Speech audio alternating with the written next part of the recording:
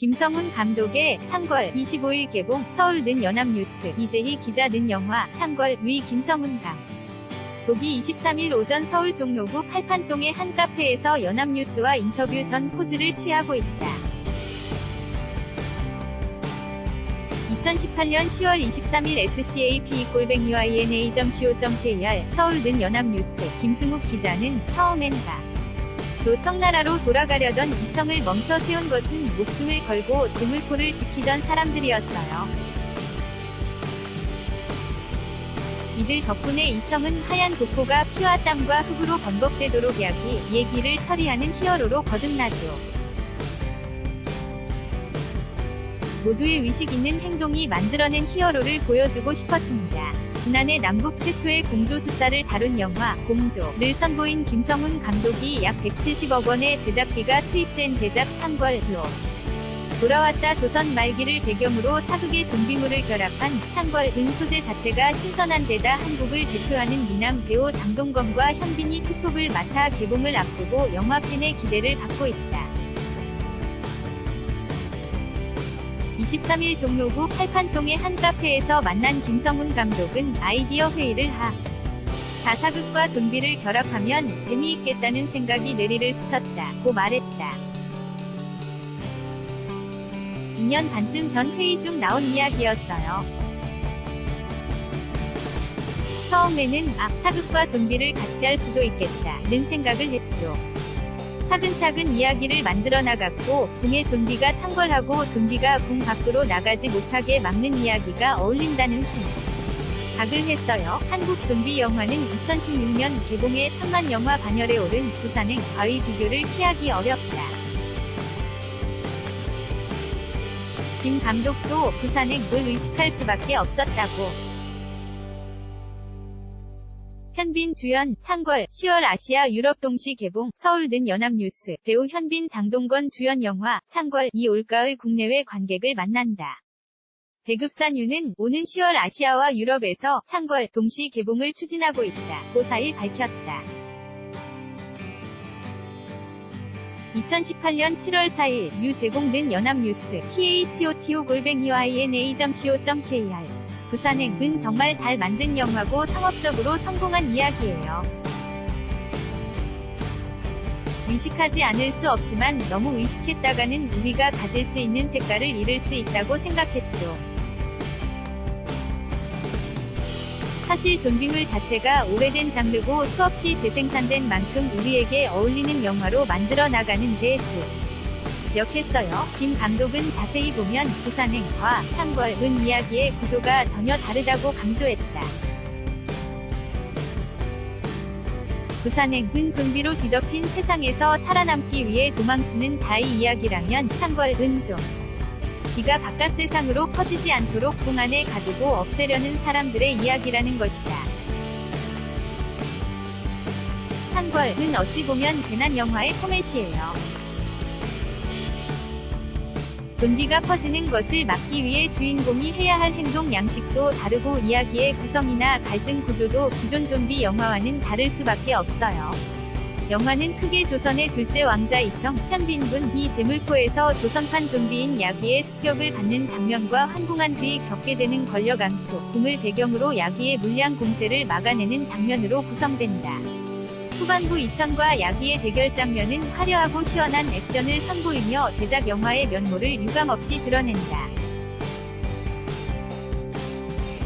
다만, 초반 제물포를 배경으로 한 이야기는 다소 늘어지는 감이 있다는 평이 나온다. 창궐, 개봉 앞둔 김성훈 감독. 서울 는 연합뉴스. 이재희 기자. 는 영화 창궐 위 김성훈 감독. 23일 오전 서울 종로구 팔판동의 한 카페에서 연합뉴스와 인터뷰 전 포즈를 취하고 있다. 2018년 10월 23일 SCAP@yna.co.kr. 이에 대해 김 감독은 본격적인 장르 영화를 기대한다면 초반부가 늘어진다는 생각을 할 수도 있을 것이라면서도 제물포에서 벌어진 일은 영화에 꼭 담고 싶었던 부분이라고 강조했다.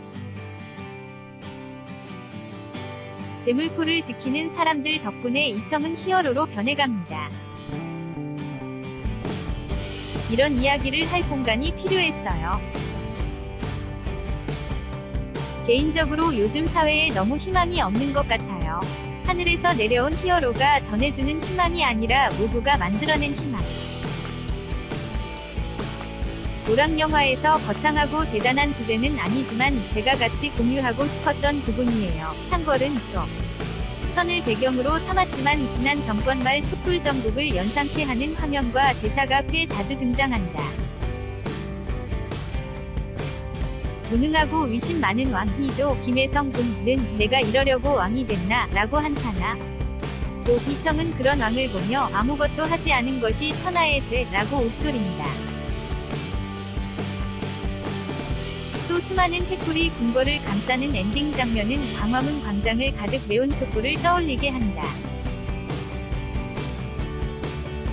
김 감독은 그런 대사가 캐릭터를 표현하는 일종의 관용어구가 된 느낌이라서 가벼운 의미로 사용했는데 언론 시사에서 생각보다 심각하게 받아들여서 당황했다고 말했다. 내가 이러려고 왕이 됐나? 라는 대사를 통해서 저 왕에게 더 기대할 게 없음을 표현하고 싶었어요. 왕권을 지키는 대만 집착하는 왕을 표현하기에 좋은 문장이라고 생각했죠. 사실 지나간 일이라고 생각해서 가볍게 넣은 대사입니다. 큰 의미를 두지 말고 한번 웃고 넘어갈 수 있었으면 해요. 창궐 류제공 주인공 이청에 맞서는 경조판서 김자준 역은 조각미남이라는 수식어가 가장 잘 어울리는 배우 장동건이 맡았다. 김 감독은 장동건이 악역에 정말 잘 어울릴 것으로 생각했다고. 김자준은 불합리한 나라를 바꿔보려는 순수하고 정직한 동기를 지닌 악역이에요. 선한 눈빛으로 개혁을 이야기하면서 대의를 위해서는 얼마든지 총으로 사람을 쏠 수 있는 인물이죠. 저는 소의 눈을 가진 배우를 찾았어요. 소의 눈은 순박하면서도 고집스러움이 감돌거든요. 장동건 선배가 소의 눈을 가진 배우죠. 창궐은 170억 원에 달하는 거액이 투입된 작품인 만큼 주위의 기대와 우려를 한몸에 받고 있다. 최근 극장가를 찾는 발길이 뜸해진 것이 김 감독에게는 걱정거리라고. 큰 예산이 들어갔고 많은 사람이 노력과 열정을 쏟아부은 영화인 만큼 정말 잘 됐으면 좋겠어요.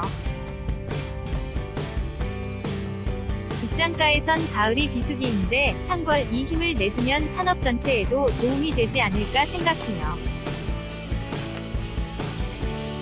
부디 극장에 오셔서 배우들의 좋은 연기와 시원한 액션을 즐기셨으면 합니다. 창궐 류제공 KIND 쌍골뱅이 YNA.co.kr 2018년 10월 23일 13시 7분 송고